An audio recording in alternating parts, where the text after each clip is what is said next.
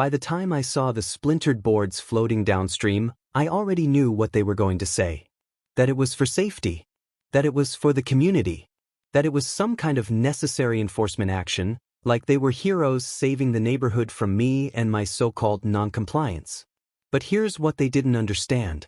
That bridge wasn't some decorative walkway they could yank like a garden ornament. It was my access point. My daily route. The difference between a normal day and a logistical disaster. And when they destroyed it to force me to obey, I didn't panic. I didn't plead. I didn't show up at a meeting to beg for mercy. I got quiet. I got organized. And I used the same system they loved hiding behind to turn their development into an island. It started with a simple pattern, the kind you don't notice until it repeats enough times to feel intentional. One letter becomes two. Two become three. Then the letters start showing up in heavier envelopes, with bolder fonts, and that smug tone that always pretends it's polite while calling you a problem.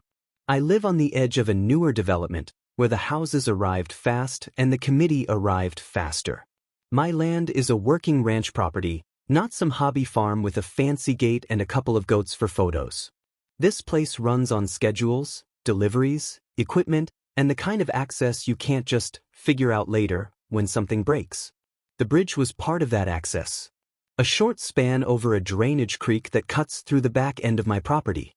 It's not glamorous. It's not historic. It's not even pretty. It's just the safest and most direct way to get vehicles and trailers from the county road to my back pasture without tearing up the land or risking someone getting stuck in mud.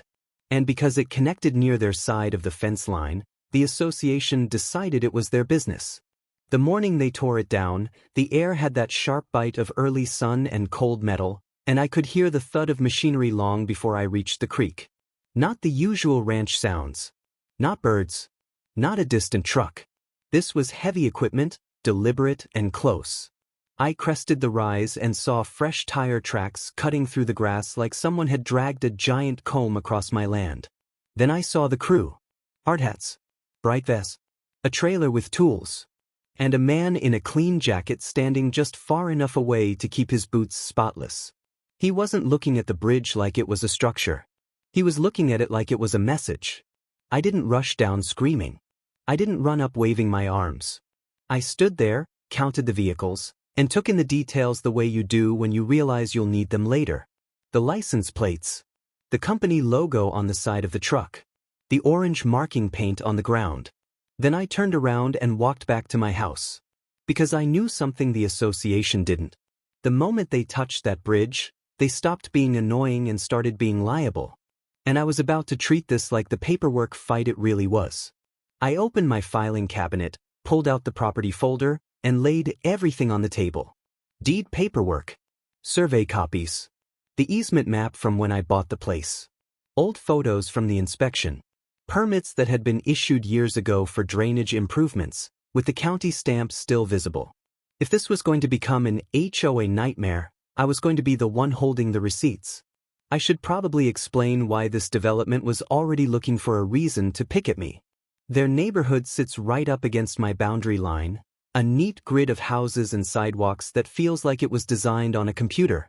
New lawns. New streetlights. New rules. The kind of place where the committee measures harmony in inches and considers any difference a threat. My ranch doesn't match their aesthetic. Not because it's messy, but because it's real. Fences get repaired. Vehicles come and go. Supplies show up. A trailer might sit in a spot for a week because I'm waiting on parts. Things happen here that don't fit in a tidy little bulletin. At first, they treated me like a weird neighbor they could politely pressure into being quieter, cleaner, more aligned.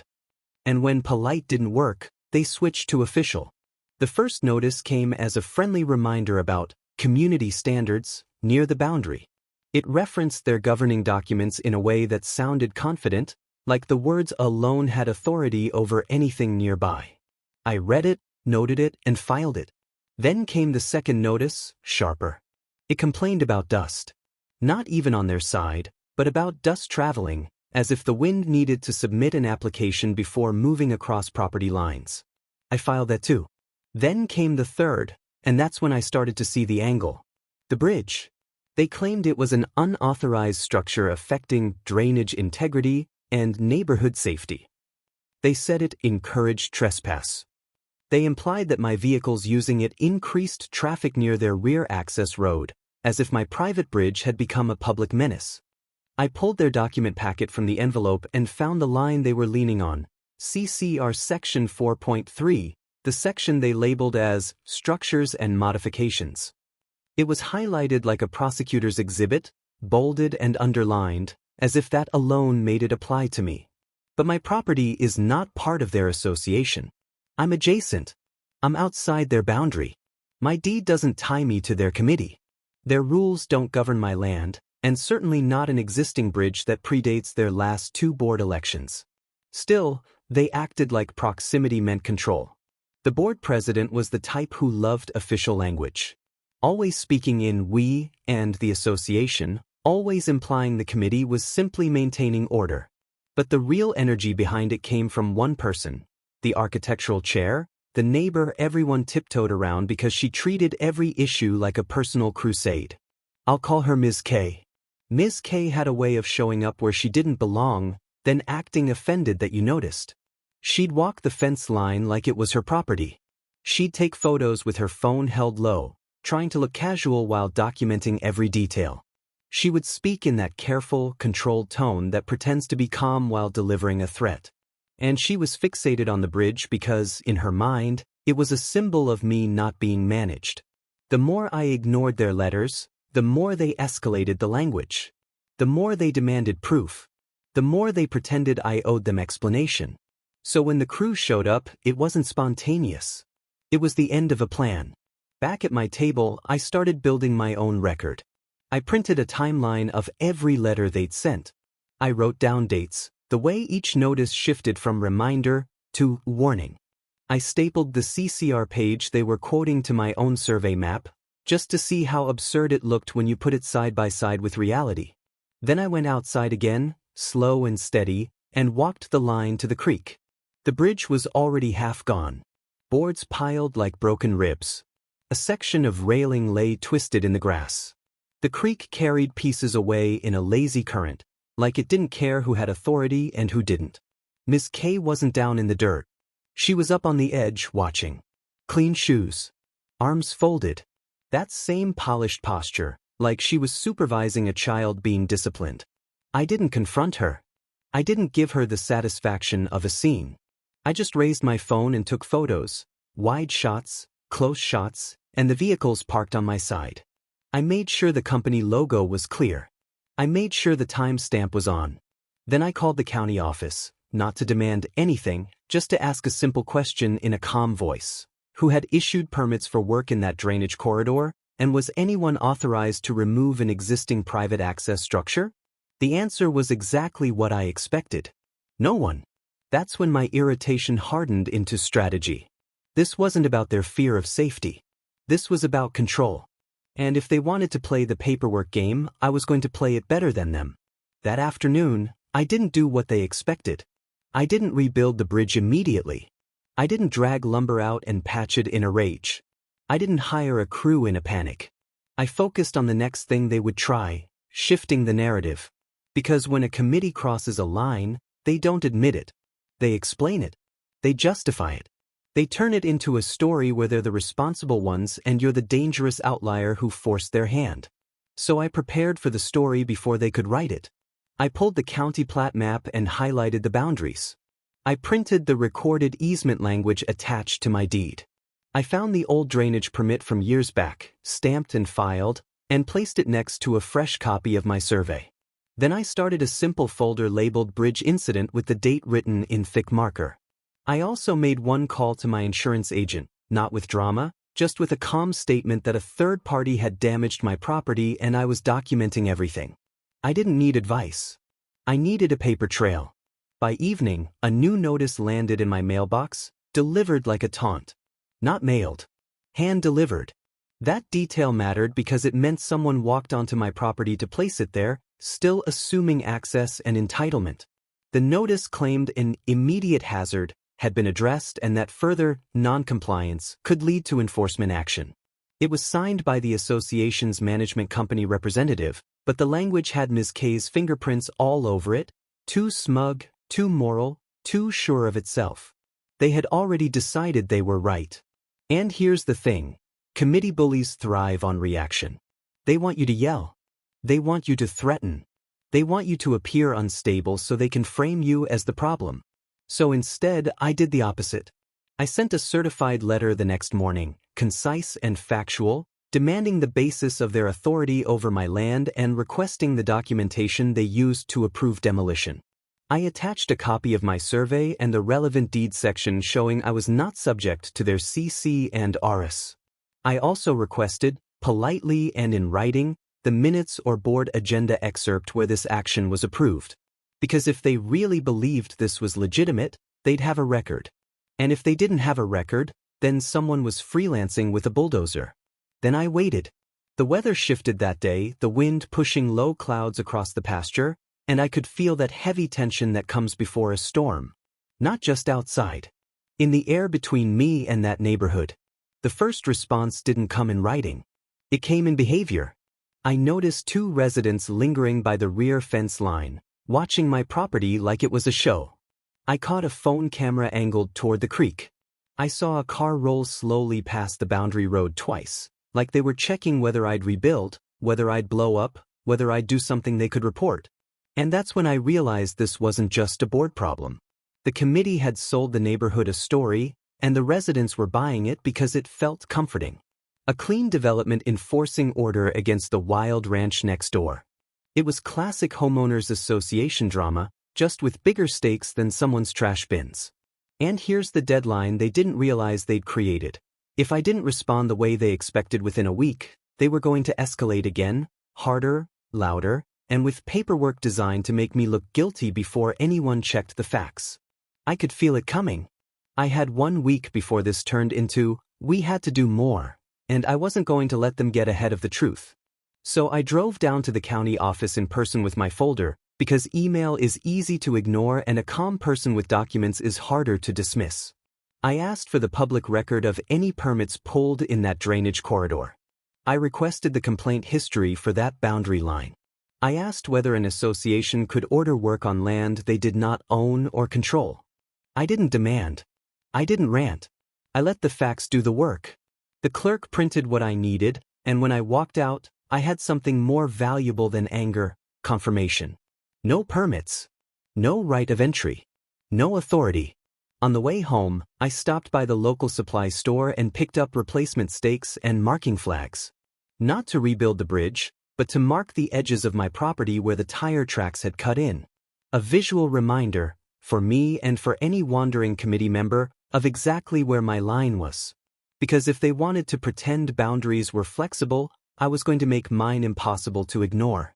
That night, I reviewed everything again under the harsh kitchen light, papers spread across the table like a case file.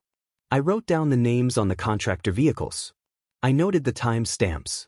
I saved copies of the photos in 3 places. Then I drafted a second letter, a follow-up that was firmer, still calm, still factual. I stated that further entry onto my property without consent would be treated as trespass. I requested reimbursement for the damage. I reiterated my request for their internal approval record. And I added a line that I knew would make them nervous. I had already contacted the county about unpermitted work in a regulated drainage corridor. Not a threat. Not a promise. Just a fact. Because the board loved acting official. But nothing scares a committee like someone else with actual jurisdiction. The next morning, I woke up to a fresh set of tracks near the creek, and the ground was still damp enough to hold the imprint. Someone had been there after dark or early before sunrise, checking the damage, maybe planning their next move. The creek gurgled under the broken span, steady and indifferent. That was the moment I stopped thinking of this as a bridge problem. This was an access problem. The bridge was how I moved across my own land. But it was also how the development had been cutting little conveniences for itself. Over time, I'd noticed it without fully clocking it. Contractors parking near my side to shortcut materials, landscaping crews trying to swing around instead of using the longer route, and residents occasionally wandering too close to the creek like they were scouting. They'd gotten comfortable treating that corridor like a shared space. Like my boundary was negotiable. Like my land was the buffer zone they could use when it benefited them. And if they were willing to tear down the bridge, it wasn't just to punish me. It was to control that corridor completely. That's when the larger plan started to form in my mind.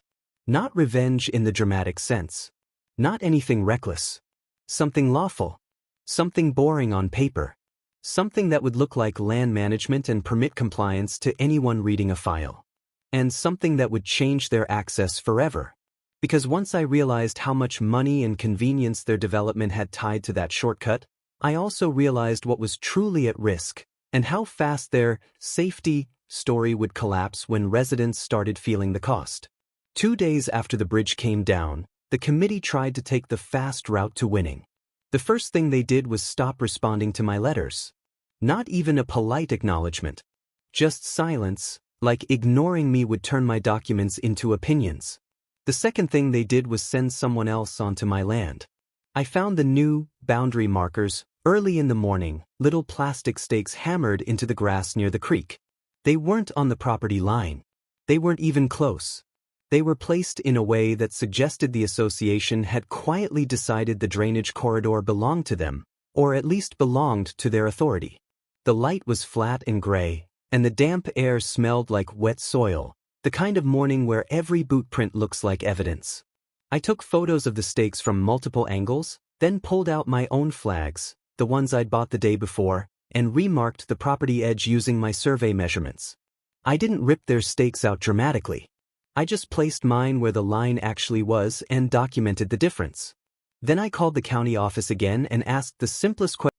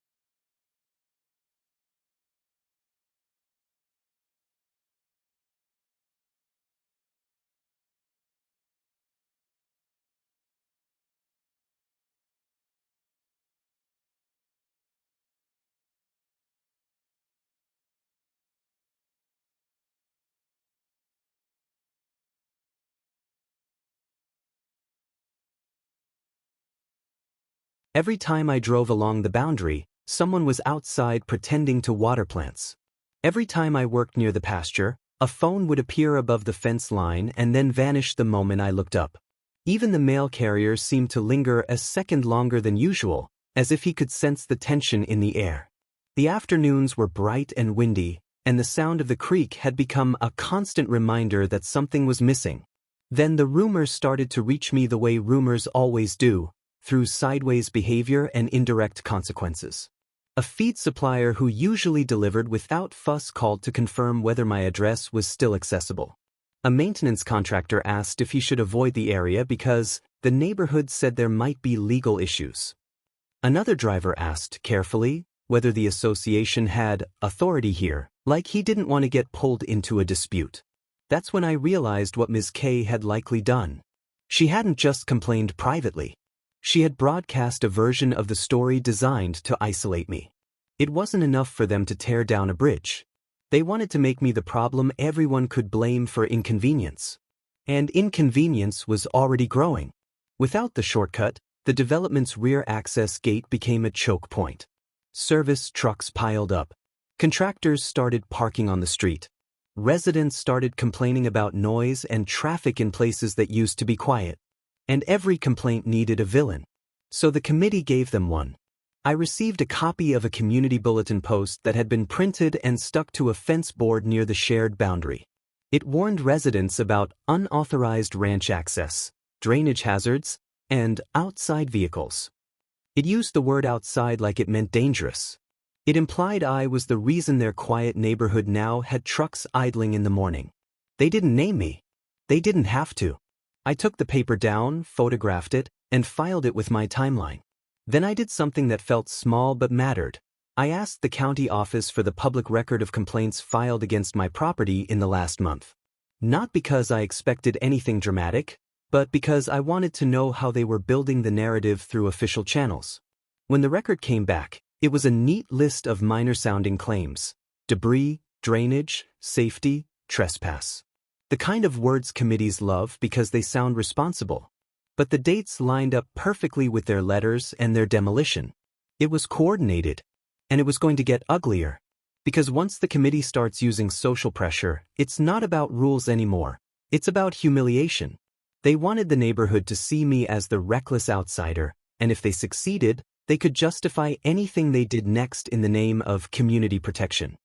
The meeting invitation hit my inbox again, this time with a reminder, tone, and an attachment that made my jaw tighten. It was a cost recovery spreadsheet. They had itemized the demolition like it was a repair. Labor hours, equipment time, disposal fees, administrative processing. A total that looked carefully chosen to be painful but not outrageous enough to sound fake. And at the bottom, a line about additional enforcement costs if I didn't pay within 10 business days. The air that night was dry and cold, and the porch light cast a harsh rectangle on the papers as I read them. I sat down and did the math in my head. It wasn't just money. It was precedent. If I paid, I accepted their authority over my land. If I paid, I agreed they could tear down property and invoice me for it. And that would open the door to the next correction. I didn't call them. I didn't show up to argue. I responded in writing, attaching the county inspector's business card information, the photos of the demolition, and the survey map showing the bridge location outside their boundary. I told them clearly that I would not be attending a meeting held under the assumption that they had jurisdiction over my property. I requested again the board's authorization record and the right of entry documentation they used to approve work on my land. Then I did something even more important. I sent a copy of their cost recovery spreadsheet to the county inspector as part of my ongoing documentation. Not to get them in trouble. Not to punish. Just to ensure the official file included the fact that the association was claiming responsibility for unpermitted work in a regulated corridor. If they wanted to be official, they could be official. The next day, Ms. K escalated in a way that didn't require stepping onto my land. She recruited the neighborhood. I saw it happen like a wave. A group of residents gathered near the rear fence line, pointing toward the creek, looking down the corridor as if they could see the missing bridge from their side. Phones came out. Hands gestured. And even from a distance, I could feel the story being told without me. I didn't approach them. I didn't engage. I stayed on my side, worked on my routine, and made sure my own cameras were positioned legally to capture my property line and the creek approach. By late afternoon, I received a new message from the management company. The board was considering contacting law enforcement about trespass concerns. It was absurd, but it was also predictable. Committees love invoking authority figures because it makes them feel bigger. They weren't going to actually prove trespass. They just wanted the fear of it. So I responded with the same calm language I'd used before. I had documentation of unauthorized entry and property damage, and any further attempts to misrepresent the situation would be added to the record. I also added one sentence, carefully phrased, that was true and impossible to argue with. The county file now included evidence that the association initiated the demolition. That's when the tone shifted. Not softer. Not apologetic. Defensive. The association tore down my private bridge, then tried to invoice me for the demolition as cost recovery, while spreading a safety narrative to the neighborhood. Meanwhile, the county inspector opened a file after seeing my photos and paperwork, and the committee still refused to produce any record proving they had authority to be on my land. The next week, the escalation became more physical, but still indirect. A temporary fence appeared on the development's side near the rear corridor, blocking a maintenance path they used to keep clear. It wasn't on my land, but it changed the way water flowed during a light rain. Not drastically. Not dramatically. Just enough to create puddling on their side and then point at me as the cause. Then came the emails from residents, forwarded through the management company as community concerns. They weren't legal documents. They were opinions. But they were being stacked like evidence. One resident complained about mud near the gate. Another complained about service trucks waiting too long.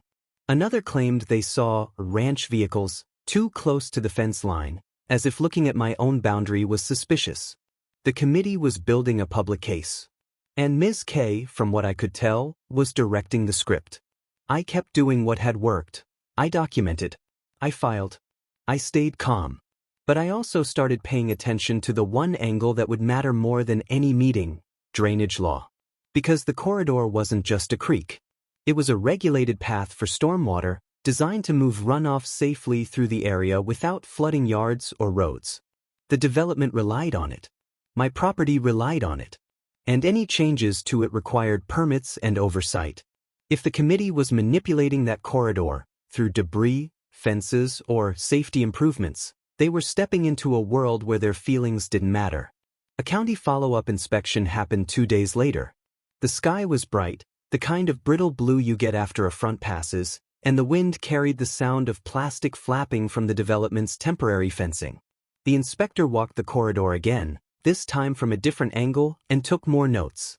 He asked me a few factual questions about when the bridge had been installed and whether I had ever altered the channel. I told him the truth. The bridge had been there when I bought the property, and I had not modified the creek bed. My only recent change was documenting the damage someone else did. He nodded, made notes, and left. That evening, a new notice arrived from the association, this one not just about the bridge, but about future land use near the boundary. It was long. It referenced multiple sections of their governing documents, as if they could overwhelm my survey with sheer volume. It included threats of legal remedies and compliance actions. Still no board agenda excerpt. Still no right of entry. Just louder words. And louder words were a sign they were running out of real ones. That's when I moved from defense into planning. I had been sitting on the idea since the morning I saw those fresh tracks near the creek. This was an access problem disguised as a bridge problem. The development had become dependent on a corridor they didn't own, and the committee had tried to secure that dependency through force. So I started building a solution that would be lawful, boring, and permanent. Not rebuilding first. Not rushing to restore their convenience. Changing the corridor in a way that protected my property and forced them to respect the line. The path forward wasn't a dramatic act. It was paperwork and engineering. I scheduled a consultation with a local civil engineer who handled drainage projects and rural access issues. I didn't frame it as revenge. I framed it as what it was: Someone damaged a private access structure in a regulated corridor, and I needed a compliant plan that protected my land from future interference and erosion. We walked the area together in the afternoon, the sun low enough to throw long shadows across the grass. He didn't care about committee drama. He cared about grades, flow, and erosion risk. He pointed out where runoff from the development already pushed toward my side during storms. He noted where the creek banks were vulnerable. He measured the slope and marked spots that would benefit from improved drainage control. Then he asked a question that made the whole thing click into place. If I wanted to prevent future equipment from cutting across that corridor, and if I wanted to manage stormwater responsibly, why not install a controlled channel system and berming that protected the creek and clearly separated the properties? On paper, it would be flood mitigation. In practice, it would remove the shortcut. I told him I wanted everything permitted. I wanted it documented. I wanted it done cleanly. And I wanted it designed so no one could claim it was a trap or some reckless stunt. Just a lawful drainage improvement on my land. He said it could be done. That night, I reviewed the next steps: survey confirmation, a drainage plan, permit application, and notifications where required. The committee wouldn't like it. The residents would hate the inconvenience. But none of that mattered if the work was compliant. I wasn't going to attack them. I was going to protect my property so thoroughly that their development would feel what entitlement actually costs. And here's the legal consequence they hadn't considered. Once the county file connected their unpermitted demolition to drainage issues in that corridor, any further interference wouldn't just be HOA enforcement, it could trigger real enforcement from people the committee couldn't vote out. By the end of that week, my engineer had drafted a preliminary plan and I had started the permit process for drainage improvements and erosion control along my side of the corridor. It looked simple on the page: channels, grading, berming, and a controlled crossing point to replace what had been destroyed. But I knew what it would look like in real life. It would look like a moat. Not filled with anything dramatic. Not some cartoon barrier. Just a clear, lawful, engineered separation that stopped vehicles, stopped shortcuts, and made the boundary undeniable. I stood at my kitchen table under the steady hum of the ceiling fan and slid the new plan into my folder behind the photos of the destroyed bridge. It felt like closing a loop. The committee had tried to control me through force and paperwork. Now I was answering with paperwork that actually mattered. And the next time Ms. K walked that fence line with her phone out, she wasn't going to be documenting my compliance. She was going to be watching her control slip away, one permitted shovel at a time. The committee didn't know about the drainage plan yet. They only knew I wasn't panicking, and that made them restless. In my experience, restless committee members do one of two things. They try to intimidate harder, or they try to rush a settlement before the paperwork catches up to them. They chose intimidation. A new notice arrived, heavier than the rest, with more pages and more bold headings. It included a demand to restore the area to its prior condition, which was rich considering they were the ones who destroyed it. It also included a warning about legal action for nuisance, tying my ranch operations to the inconveniences their own shortcut dependents had created. I read it once, filed it, and added it to the timeline. The language wasn't stronger because they had more authority. It was stronger because they were losing control. 2 days later, my permit application moved forward. The county didn't rush it. They reviewed it. They asked for clarifications.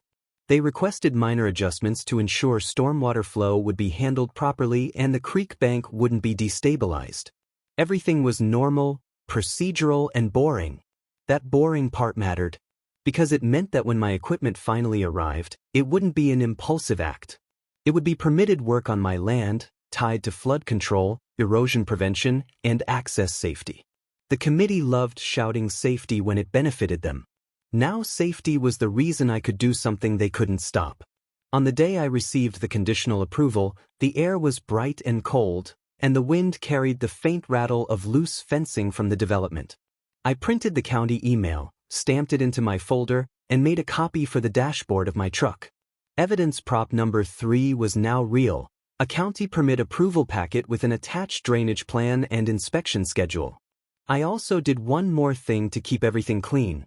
I ordered a temporary barrier fence along my property edge near the corridor. Nothing aggressive.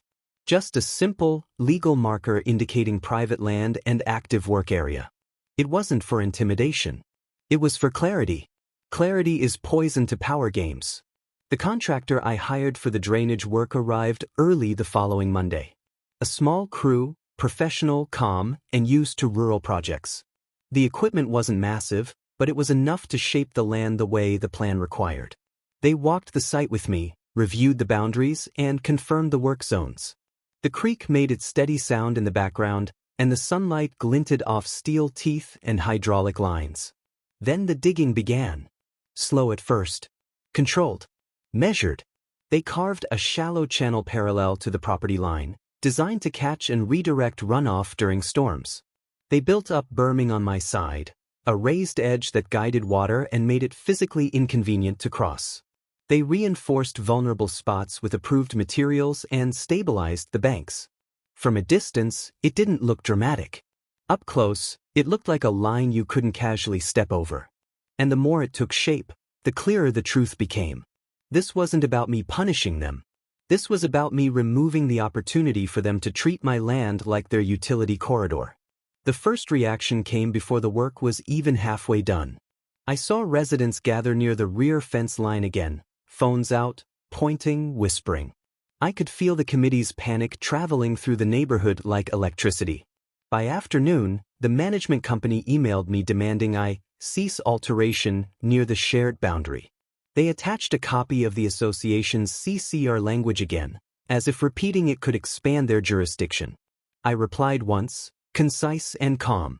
I stated that all work was on my property, permitted by the county, and designed for drainage and erosion control. I informed them that the county had an inspection schedule and that my contractor was working within those parameters. I attached a redacted copy of the permit approval packet showing the project scope and dates. I didn't argue about their rules. I ignored them, because their rules didn't apply. The next day, Ms. K tried to escalate personally. She didn't come through my gate. She didn't step onto my land. She stood on the development side of the fence and filmed the work for an uncomfortably long time, like she was trying to intimidate my contractor through observation alone. My contractor didn't care. He'd seen this kind of behavior before. He just kept working, following the plan. Around midday, a county inspector arrived as scheduled. He walked the corridor, checked the berming, measured the slope, and looked over the plan. He asked the contractor a few questions, made notes, and then signed off on the progress. That sign-off was everything. Because now, if the committee tried to interfere again, it wouldn't be a private dispute. It would be interference with permitted work. And committees hate that, because they can't bully a county signature. By the end of the week, the channel system and berming created a clear separation that ran along my side of the corridor. It wasn't deep enough to be dangerous. It wasn't dramatic enough to be called malicious. It was simply enough to stop vehicles and eliminate casual crossing. From the development's perspective, their convenient shortcut was gone. From my perspective, my property line finally meant what it was supposed to mean. The same day we finished the primary cut, the residents felt the consequence. Service trucks began backing up at the rear gate again, only now they couldn't slip around. Contractors who used to stage near my creek had to take the long route and deal with scheduling delays. Landscaping crews had to change their plan. Delivery times stretched. Noise shifted to different streets. And because the neighborhood had been told this was all about safety, they didn't know where to put their frustration when inconvenience hit. So they put it where committees always direct it, at the committee. The complaints started pouring into the board's inbox. I know because the management company accidentally revealed it. A week after the work began, I received a frantic email asking if I would consider a compromise to restore community access during construction season.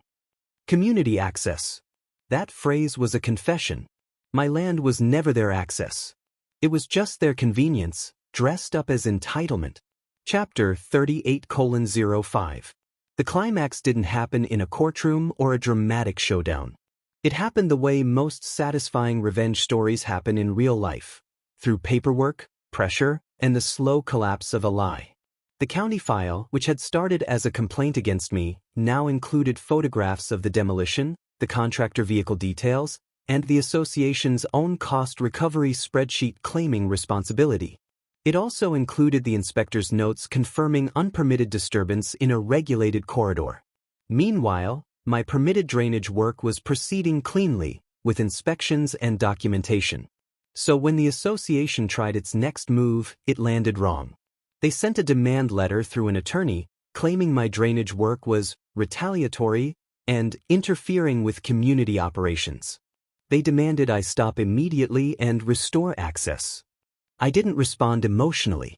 I forwarded the letter to the county inspector's office and to my own file. Then I responded in writing, stating only facts. The work was permitted on my land and designed for drainage safety and erosion control. Any concerns about the project should be directed to the county department overseeing it. That was it. No insults. No threats. Just a polite redirect to the only authority that mattered. 2 days later, I got what I'd been waiting for. The association finally produced a board agenda excerpt. Not the one I requested. A different one. A hastily prepared meeting agenda, dated after the demolition, discussing boundary concerns and drainage safety in vague language. It was an attempt to create the appearance of approval after the fact, like they could backfill legitimacy by printing a piece of paper. The problem was my timeline. My photos were time-stamped during the demolition. My certified letter requesting approval records was dated before their agenda. Their final notice was dated April 11th. Their spreadsheet was dated April 14th. The agenda was dated April 19th. They were trying to manufacture permission after committing damage. And once you spot that kind of behavior, you can't unsee it. The next county communication made it official. I received notice that the county required mitigation steps for the unauthorized disturbance and debris removal in the corridor. The party responsible would be contacted. Not me. The association. I didn't celebrate out loud. I just sat at my table, listened to the soft rustle of paper as I added the notice to my folder, and felt a calm settle in my chest. They had tried to use the system as a weapon. Now the system was correcting them. A week after that, the board requested a meeting with me, not as a homeowner in violation, but as a neighboring landowner. The tone had changed completely. No threats. No final notices. No talk of cost recovery. Just a request to resolve the matter. I agreed to meet, not because I needed their approval, but because I wanted the outcome clean. The meeting itself wasn't dramatic. It was the board president, the treasurer, and the management representative. Ms. K was there, of course, stiff and silent, her posture tight like she was holding back rage. They laid out an offer. They would pay for bridge reconstruction, reimburse my documentation expenses, and formally acknowledge in writing that my property was not under their jurisdiction. They also wanted me to consider allowing a temporary construction access route through the corridor during peak season. That last request told me they still hadn't learned. So I said no, politely and firmly. I told them I would accept reimbursement and written acknowledgement, and I would rebuild the bridge on my schedule with proper permits. But I would not grant access through my land to solve their development's logistics problem. I didn't say it like revenge. I said it like boundaries. They hesitated, but they couldn't push. They had already crossed too far. They were already under county scrutiny. Their residents were already furious. Their safety narrative had already collapsed into what it always was: control. In the end, they agreed. And just like that, the development became an island, not by drama, but by law. A week later, the association sent a community update admitting that the bridge issue involved a neighboring property and that prior actions were taken in error. The language was careful, but the meaning was clear. They had messed up. Residents didn't care about careful language. They cared about the inconvenience. And now they knew exactly who had caused it. The bridge rebuild happened slowly, correctly, and without drama. I hired my own contractor, not theirs, because I wanted control over quality and timeline.